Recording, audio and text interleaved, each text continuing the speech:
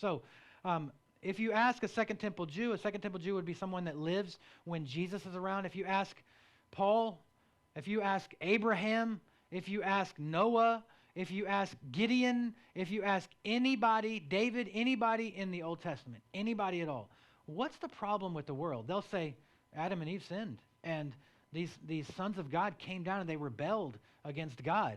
And they would say, the other one is the Tower of Babel. And so we have these three rebellions in the Old Testament. This is basically the Old Testament in a nutshell right here. So you have in Genesis 3, you have Eden, the rebellion number 1. And with rebellion number 1 comes the loss of immortality and separation from Yahweh.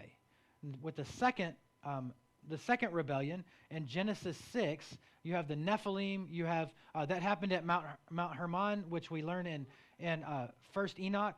And with that comes, you have now lethal earthly enemies, and you have depravity of man on the inside of man is now evil, and you have these evil is accelerated. You have demonic forces that are ruling. The god of this world is Satan, and they're ruling in this world. And then the third rebellion is the Tower of Babel, where God divorces the nations